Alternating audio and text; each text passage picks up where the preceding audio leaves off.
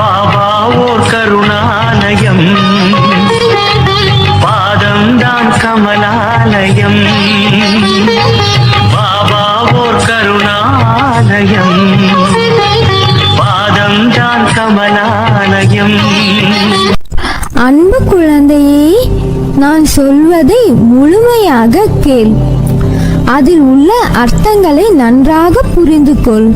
வாழ்க்கையில் தேடும் ஒன்று உன்னை விட்டு தள்ளிச் செல்கிறது என்று யோசிக்கிறாயா?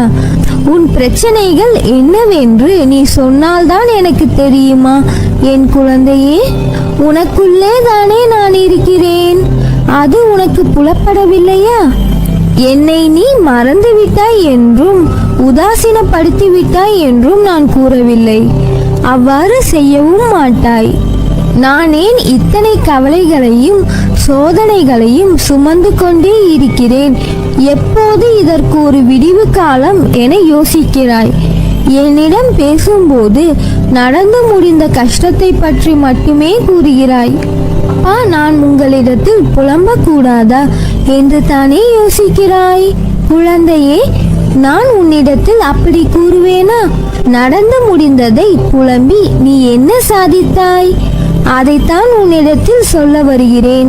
முதலில் வாழ்க்கையை நினைத்து பயப்படுவதை நிறுத்து. பயம் புத்தியை தொலைக்க வைத்துவிடும்.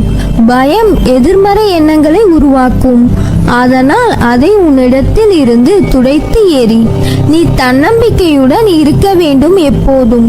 தொலைந்து போன பொருளை நினைத்து வருந்துவதால் நீ பெற்றது ஒன்றும் இல்லை. அர்த்தமற்ற புலம்பலால் மன அமைதியையும் நிம்மதியையும் இழக்கிறாய். மழை வருவதற்கு முன் எப்படி இடியும் மின்னலும் இருக்குமோ அதை போலவேதான் உன் வாழ்க்கைக்கான வசந்த காலம் வருவதற்கு முன்னர் இந்த கஷ்டம்.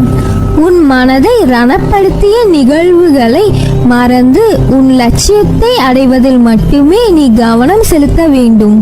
வாழ்க்கையில் சாதிக்க வேண்டும் என்றால் தேவையற்ற பேச்சை குறைத்து தீர்க்கமான செயல்களில் மட்டும் ஈடுபடு.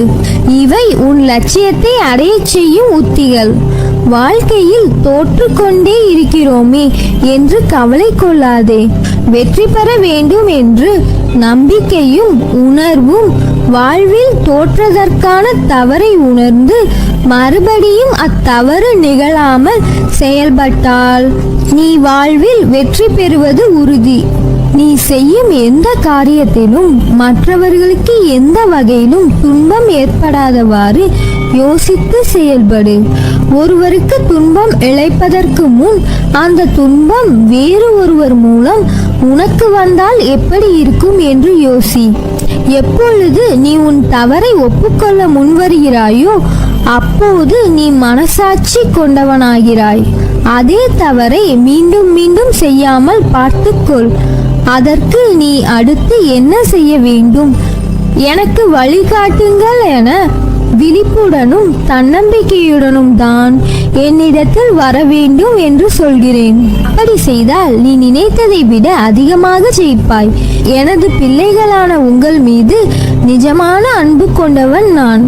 என் பிள்ளைகளை எல்லாவித கஷ்டங்களில் இருந்தும் கவலைகளில் இருந்தும் கை தூக்கி விட அவதரித்தவன் நான். எப்போதும் என் நாமத்தை உச்சரி. நான் எப்போதும் உன்னை மட்டுமே நினைத்து கொண்டிருக்கிறேன். தைரியமாக இரு. எதை பற்றியும் கவலைப்படாதே. நீ விரும்பியது கிடைக்க காலதாமதம் ஆகலாம். பொறுமையாக இரு. நான் உன்னையே நினைத்து கொண்டிருக்கிறேன். உனக்கு என்ன தேவையோ அதை மட்டுமே நான் நினைப்பேன். நான் நினைப்பது மட்டுமே நடக்கும். வழி தெரியாமல் தவிக்காதே. நிச்சயம் வழியை காட்டுவேன். அதுவரை பொறுமையாக இரு.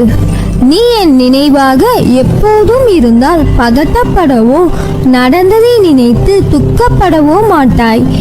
ஏனெனில் நீ என்னுடைய சங்கத்தில் இருக்கிறாய். உன் சார்பாக நான் செயல்படுகிறேன். இதுவரை எந்த கஷ்டம் உன்னை பாதித்ததோ அது தானாக ஓடி ஒளியும். மிக விரைவில் நல்ல நேரம் ஆரம்பிக்கும். என்னை சரணாகதி அடைந்ததால் நான் உன்னை பாதுகாப்பேன். நீ எப்போதும் மகிழ்ச்சியாக இருக்க பழகிக்கொள். எதற்காகவும் கவலைப்படாதே. எண்ணம் போல் வாழ்க்கை என்பது சத்தியமான உண்மை. நீ எப்பொழுதும் எனக்கு ஏன் இவ்வளவு கஷ்டம், ஏன் இவ்வளவு கடன், ஏன் என்னை எல்லோரும் காயப்படுத்துகிறார்கள் என துன்பங்களை பற்றியே யோசித்து யோசித்து புலம்பிக் கொண்டிருந்தால் மேலும் மேலும் கஷ்டங்களும் துன்பங்களும் தான் உன்னை வந்து சேரும்.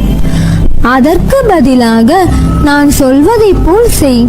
தினமும் காலையில் எழுந்ததும் இரவில் தூங்குவதற்கு முன்பும் உனக்கு நான் அளித்துள்ள நல்ல வாழ்க்கைக்கும் அன்பான உறவுகளுக்கும் நல்ல நண்பர்கள் மற்றும் உன்னிடம் உள்ள அனைத்து நல்ல விஷயங்களுக்காகவும் எனக்கு நன்றி கூறு. என்னிடம் நன்றி கூற நல்ல விஷயங்கள் இல்லை என்று கூறாதே. உன் நல்ல உடல் நலத்திற்காக நன்றி கூறு. உன் அன்பான குடும்பத்திற்காக நன்றி கூறு.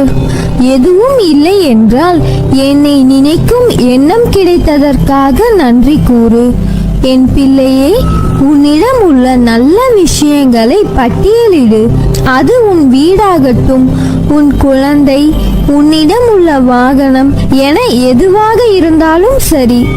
உனக்கு மகிழ்ச்சி தரும் அனைத்தையும் நன்றாக யோசித்து பட்டியலிடு. காலை எழுந்ததும் இரவு தூங்குவதற்கு முன்பும் அதற்கு நன்றி கூறு. பிறகு பார், உன் வாழ்க்கை சில தினங்களிலேயே எப்படி மாற்றம் பெறுகிறது என்று. இது என் சுபவாக்காக ஏற்று இன்று முதல் நீ கடைபிடிக்க ஆரம்பி. அடுத்து 21 நாட்கள் இதை செய்து பார். உன் வாழ்க்கையே சொர்க்கமாக மாறிவிடும். இவ்வாறு நீ செய்தால் மேலும் மேலும் செல்வங்களும் நல்ல விஷயங்களும் உன் வாழ்க்கையில் நடக்க ஆரம்பிக்கும். இதை தவறாமல் தினமும் செய் என் செல்லமே. உன் எண்ணங்கள் அனைத்தும் நிறைவேறப் போகிறது. அவசரப்படாமல் இரு. அனைத்தும் உன்னை தேடி வந்து சேரும். விரைவில் வாழ்க்கையில் மாறுதல்கள் ஏற்பட்டு கண்களில் நீர் வழிய எனது வருகைக்காக காத்திருப்பாய். எனது புன்னகைக்காக காத்திருப்பாய். நீ ஜெயமாக நல்ல ஆரோக்கியத்துடன் எல்லா செல்வ வளங்களையும் பெற்று சீரும் சிறப்புமாய் நல்ல பெயருடன் நிம்மதியான மகிழ்ச்சியான வாழ்க்கையை பெறுவாய். நல்லதே நடக்கும். நீ என் பரிபூர்ண அருளும் ஆசிர்வாதமும் அன்பும் பெற்ற என் செல்ல பிள்ளை.